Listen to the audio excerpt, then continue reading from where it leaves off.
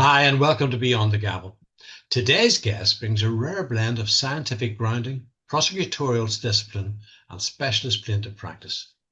Brian Eisen's professional journey has moved from neurobiology and zoology through federal prosecution to the demanding world of medical malpractice and litigation in Ohio.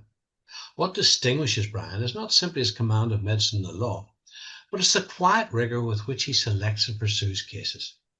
So in an era where you all know that volume can sometimes too easily overshadow judgment, Brian commits to a handful of carefully screened matters each year.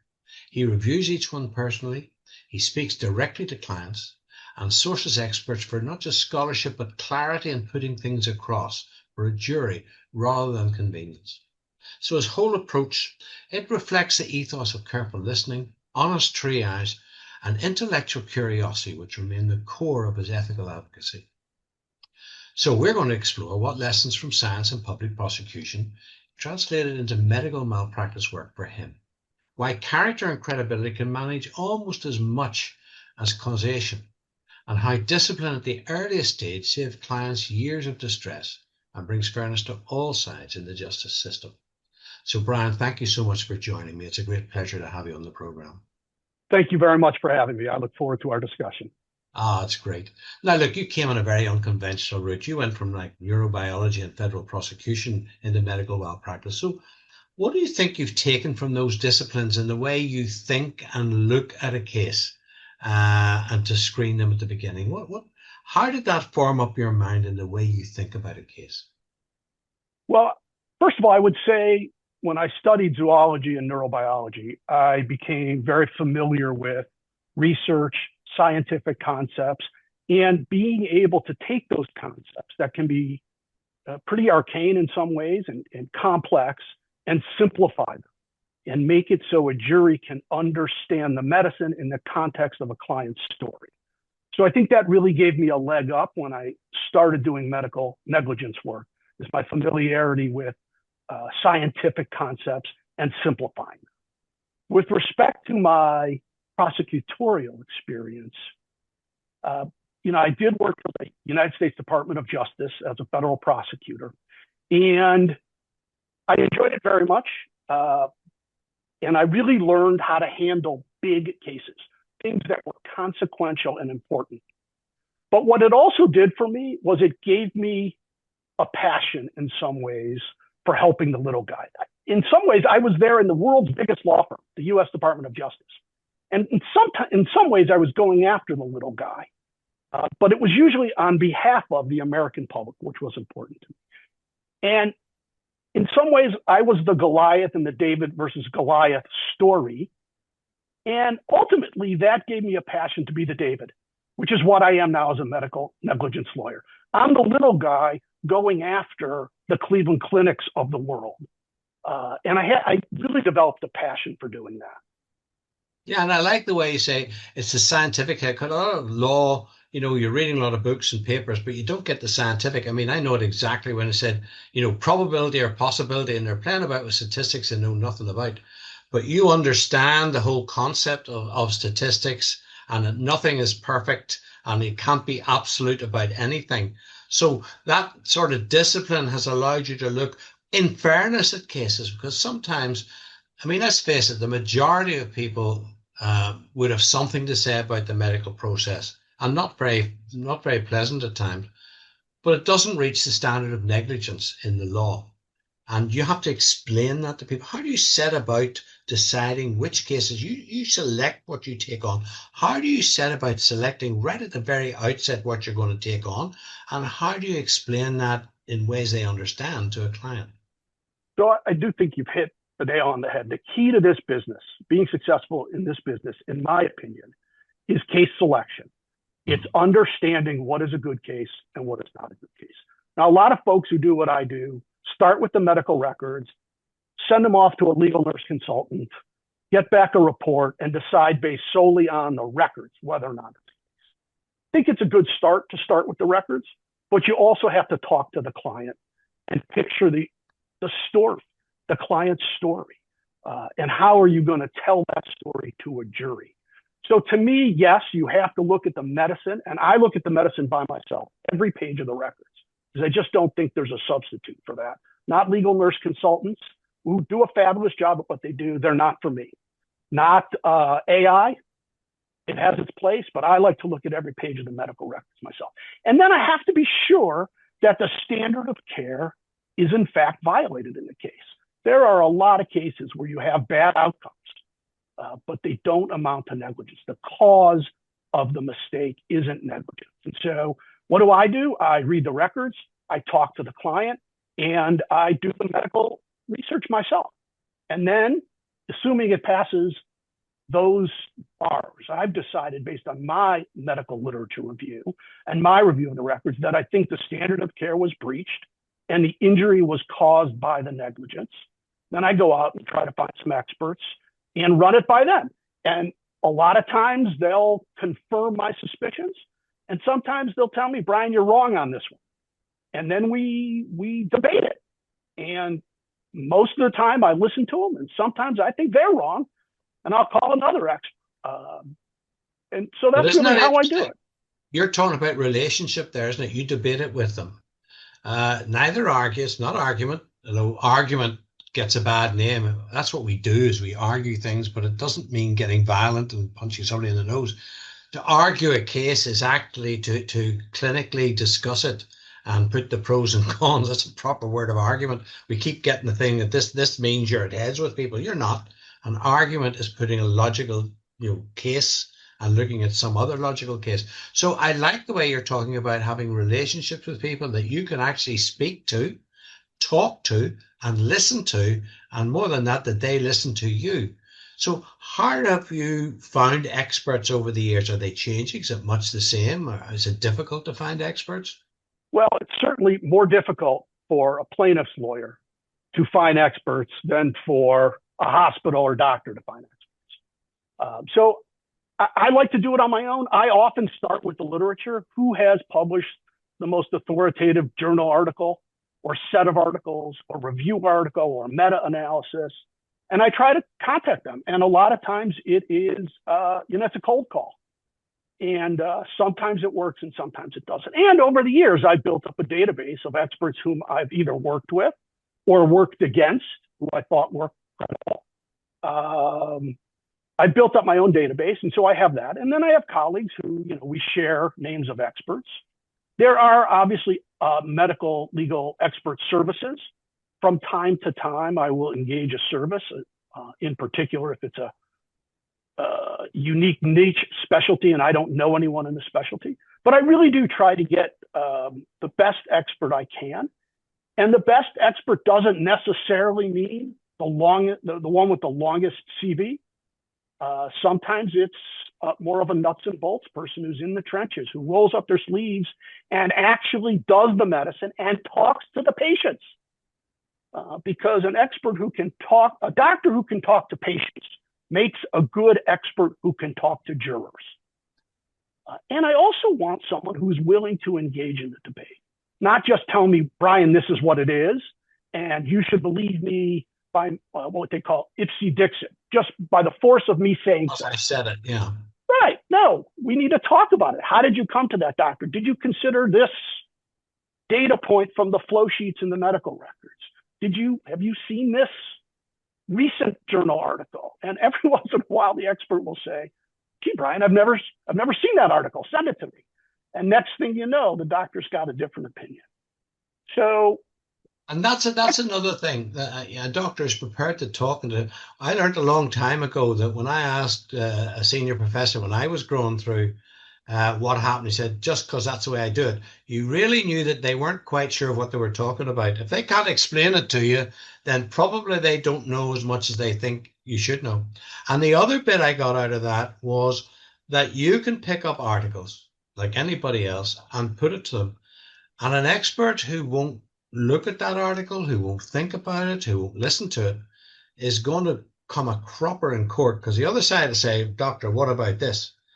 And the object doesn't say, oh, well, I don't care. They'll say, let me see that, let me consider it, and I'll consider my judgment based on what you've just told me. So that's important, isn't it? An expert who will think around and listen and debate. Yes, exactly. Which is why sometimes the most important thing I find in a CV is teacher of the year, voted on by the students.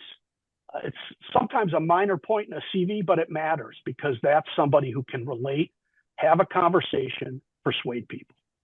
It's not interesting where you would look for that and say, that's fascinating. And you say, right, is known to be a good teacher, because when you get there, it's the art of persuasion, isn't it? It's the art of teaching.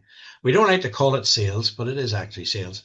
It's how to be a good salesman, to sell your point of view across, to listen. And selling is more getting people to buy rather than you pushing it down their throat. And so we don't like calling it that. So we call it the art of persuasion or the art I of was just going discussion. to say the art of persuasion. You nailed it. That's exactly Yeah, right. It's the art the of art of persuasion. persuasion. Absolutely. Now, contingency practice is sort of provides a unique thing. You're working with a client on a contingency, but you're also taking the risk. So how do you balance that to get the maximum, benefit for both sides out of using contingency fees? What's your thoughts about contingency and the risk you're taking? Well, first of all, one of the reasons I went into this business was the contingency fee.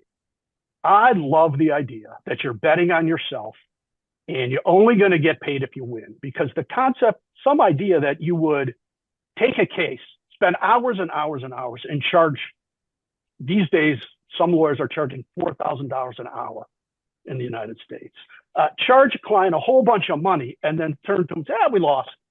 That just wasn't for me. I wanted to bet on myself and get paid only if I win. No participation prize, just if you win. Now, as you said, that puts a lot of risk on the lawyer from a financial perspective. So it's yet another reason why you really have to choose your cases carefully. No business is better than bad business. If you get into a situation where you're taking bad or weak cases, financially, you can't make it. It's also not fair to the client. You take a case that really is marginal at best, and you end up really disappointing and not satisfying the client. So I love the contingency fee. That's one of my favorite aspects of this practice, along with learning new things all the time and helping people. So that intellectual curiosity about a particular case is very, very important. Now, talk to me a wee bit more about your selection of cases. You say, now, I got to be clear. How long do you take over a case before deciding that your client becomes a plaintiff? I mean, you can't, everybody walks into the door, can't become a plaintiff. You've just pointed out, or you'll go bankrupt. So how long do you take? What do you think is reasonable? How do you string people along the wrong way, but how do you keep people motivated and engaged while you're undertaking this process? That's a great question, because people want to know. I mean, sometimes they'll call me and just tell me their story and ask, do I think they have a case? And what do I tell them? I have no idea if you have a case. You have a nice, compelling story. You sound like a nice person, but I don't know if it's a case until I've seen the records, looked at the literature. Unless you have such a clear case, they cut off the wrong limb, you don't know if there's a case. And there are too many lawyers out there who aren't straightforward with clients on the initial call. They blow smoke at them. They tell them what a great case it is to get them to sign a fee contract. And they worry about whether it's really a case or not later. I don't like to do that. I like to let clients know up front that I do a lot of work on the front end to make sure that if we proceed, we're going to have a winner. And it is hard. And if there's a client who just keeps pushing, when are you going to file the lawsuit? When are you going to file the lawsuit? They're probably not a client for me. I want to make sure that all my I's are dotted and my T's are crossed before we file the lawsuit. And I tell people that right up front. That's the only way. Otherwise, they get expectations that can't be met. And if they're not satisfied with my explanation of the fact that I'm going to take time to make this decision, then again, they're probably not a client for me. And I tell them that. And most of them say, oh, that makes sense. Now, you have to be careful, because in Ohio, you only have 1 year from the date of injury to file a suit. So it can't take a year. I got to dive into it right away. And fortunately, I've been successful enough in my practice that I can really limit the number of cases I take on So I can really devote time on the front end And to how do you screening limit it? cases. That's what I'm trying to dig at here now. How do you limit it of all these people that come to you? Because you've got this stuff to do and you're doing it yourself. You can't take on the world. So what is it when a client comes to you said, this is worth my time doing this discovery process, doing this due diligence? What is it about what the client says or does or behaves that persuades you that this is worth my time? That is a great question. And that's really where your expertise comes in. Having done this for 30 years, you get a sense early on whether or not you want to proceed. I have to like the client. I'll be honest. I have to like the client. I find if there's any tension between me and the client in the initial phone call that we can't resolve straight away, probably not going to be a client for me. I have to be able to picture in my mind a story that can be told. I love a case that has a little bit of a sense, not only of medical mistake, but of injustice. Maybe that comes from my time at the Department of Justice. I'd like a little spice to a case potentially. And of course, a clear medical mistake. And you don't always know from the initial phone call if there's a clear medical mistake. You got to do the research. And sometimes, I have to say no, even when I think it's a good case, because I'm busy. I have too much on my plate. And a lot of lawyers won't say no. They'll say yes to everything and worry about how they're going to figure it out later. Like how builders. Yeah, I'll build your house. Yeah, I'll build your house. But I'll not get around to it just yet. Yeah. Right. Yeah, or renovators who they do the demolition right away. Yeah. They do the demolition and then they're gone working on other things. So. You're right. What's interesting too, I'm finding more and more clients are coming to lawyers. They're actually looking for a second medical opinion. Something has happened. Yes. They haven't gone to anybody else to ask, and they're expecting you, the lawyer, to give them a second medical opinion for free, basically. Sometimes when they're still lying in the hospital bed. Yeah. I get that. And it's hard to do, and it's hard to explain to clients that what they have right then is a medical problem, not a legal problem that I can solve. Now, it just so happens that I actually got board certified in patient advocacy. So I do have some tools that I can try to help some clients negotiate or navigate their way through the medical system. But it really isn't what I do, and it probably isn't the best use of my time. So I try to point them into directions where sort of they can get some of the medical help. But it's difficult. It's difficult. A lot of times they just want medical help. Yeah, if they can make a complaint even and get the hospital to have to investigate it within a certain period of time under the rules and all that sort of thing before they get stuck in the legal. Because as soon as you say lawyer, the hospital say, sub judice. Yeah, we're not investigating this anymore. Yeah. Although, I mean, sorry, we're not doing it, I don't want to denigrate the whole sort of ombudsman industry, but in my experience, sort of the hospital internal investigations or the ombudsman's office or the patient advocacy office in the hospitals, they're not really looking out for the patient's best interest most of the time. They're just not. Some do in some occasions, but more often than not, they're just figuring out how can we avoid getting sued by this person? And how can we explain to the person we did nothing wrong? So we get a lot of, we're sorry that we didn't live up to your expectations, but we've done nothing wrong and we're not going to do a darn thing for you. Yeah, that's true. The other side of that sometimes I find, but at least you get a chronology. And if it matches what you're seeing, it sometimes helps at least the path. They've written out the dates, they've written out the times, who said what to whom, their opinion is something else, but the chronology's there. And at least something, well, that's what the patient said, or well, that's not what the patient said. So then that shows you a hole coming up. So I find sometimes that chronology helps you when you're thinking these things through. Yep, that's a good point. Now, most of your cases you would say settle, but what distinguishes a case which is worthy to you of a jury trial? I mean, push the whole way to go there. What elements of a case do you think signal to you this is worth going to trial? That is a fascinating question, and one that's pretty difficult to answer, because for the most part, it's the defense who decides whether or not a case settles. Most of the cases that actually settle end up being bad cases for the plaintiff. In other words, weak cases that go to juries because the defense, I mean, they're the gatekeepers. They're the people who have the money.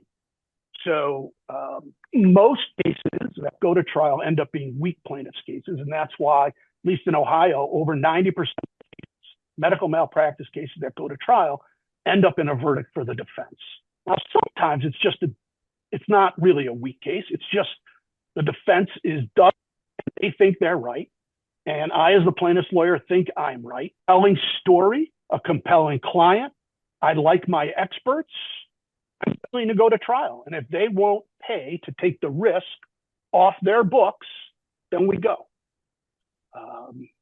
But I would say the overwhelming majority of cases that go to trial in the state, not necessarily my practice, but in the state, are cases where they've offered nothing because they think it's defensible. So the plaintiff's lawyer has no choice but to go to trial. So you end up trying your and settling your good ones. The smarter thing to do, and which very few lawyers do, is try your where you really believe you're going to win, unless they pay you enough. It's hard to know for sure if your case is trial ready. You just have to believe in yourself and rely on your experience and the lumps you've taken in the courtroom before and the victories you've had to figure out if a case is worth going if they refuse to the table fairly. Do you find that's frequent?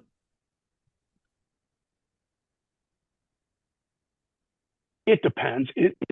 There's sort of a pendulum where you get these sort of big verdicts and then you get a dearth of verdicts. Depends where you are in that cycle. Right now, we're actually in a cycle where big verdicts are happening with some regularity. And so I think lawyers around here, at least, are more and more willing to try. And I think that's a good thing. So that's where things are right now. Interesting, isn't it? Yeah. It's interesting from the point of view. And then, of course, from what you're saying, if you really think about it, a lot of the experts aren't used to being in court, because you're settling most of them, Yes. All right, a bit of nuance. And really, between experts, there shouldn't be a blade of grass between a defense expert and a plaintiff's expert. They shouldn't be. They should be in the middle. And there shouldn't be a blade of grass. There shouldn't be that big a distinction medically between what one says and what the other says. There shouldn't be. But when you do go to court, because you settle so frequently out of court, then people aren't used to being in there. So what difficulties have you found with experts who said, oh, Lord, we're into court? Well, I'll be honest, I haven't really that many experts who have sort of gotten very angry about being in the courtroom. Maybe it's because I'm not those experts ever to say something that they don't fully believe in. Maybe I choose my experts based in some degree on how they report themselves on video, like we're doing today. And so I don't have to run into that too much. But I do, every once in a while, get an expert who's very anxious about being. And so we prep them as if we're in the courtroom. We sit them down. Sometimes we'll house on an off day. I arrange it with the people at the courthouse, and we'll sit them in the courthouse witness box, and we'll do a mock trial, so to speak, to get them more comfortable. I don't ever want to put an expert on the stand who isn't comfortable. I've cross-examined too many experts, just fell apart on the stand. From the minute they sat down, they were fidgety. They were reaching for their water every question. They were a disaster. So I always want to make sure my experts are comfortable in the courtroom and that the good teachers are. Well, let me ask you, you've just brought up a very interesting point. As a prosecutor, when you got up to prosecute and you looked at the expert, what were the signals? You've given some of them, you say, aha, we're in here. What signals did you get as a prosecutor that you looked at someone and said, there's a hole here? Well, I think as a prosecutor, I didn't get nearly as many expert witnesses on the side. It was a lot more lay witnesses, and so that didn't really come up. Yeah. But there are body language cues, people who are constantly looking up, people who act differently on direct examination than they acted on cross-examination. You ask an expert straightforward question on direct examination, and they give you a straightforward answer. All of a sudden, on cross-examination, they give a answer, even to a very straightforward question. On direct examination, the lawyers asking questions, they're sitting back and they're holding forth. You're smiling, they're engaging, and the second I stand up to cross-examine them, they're like this, and you know they're not going to treat you fairly, and the jury can sense it too when you act differently depending on who's questions. So it's a matter of calm dignity all the way through, no matter what, and not fighting, but listening, answering to the jury and the judge, that sort of thing, and to come across as calm and in control. Concede what you must. Don't fight on things you shouldn't be fighting on. Weaknesses. Not in any case that goes to trial, there's going to be strengths and weaknesses. And an expert who gets up and acts as though their side has no weaknesses at all is going to lose credibility. And a courtroom is a trial of the truth, a trial of credibility. Who is being credible? Who is admitting this is, but showing you why they don't control the case? And who won't even, the sky is blue, or, the sun rises in the east and sets in the west. It's like that on the other side. If they dig in and they won't admit anything, I love those folks. They think they're being great and persuasive, and they're just not. Jury sees right through that. They don't always get the niceties of the medicine, but they know who's telling the truth and who's making stuff up. Yeah, that's very important. This has been a wonderful 25 minutes with you. I have thoroughly enjoyed our conversation. I love what you do. I love your way of thinking. I love how you've brought your previous experience into this, and you've shown how much why you are one of the premier advocates in Ohio, and why the people who come to you know that they're secure in where they're going, and that you will fight tooth and nail for them, and you understand all the other soft skills outside of the court. The law is the law, but there's all those other soft skills about body language, in rapport, all those sorts of things. I think you brought up to the listeners some great stuff, and I really appreciate it. I appreciate you having me. Thank you so much for being with us today. Again, thank you for having me. It was terrific.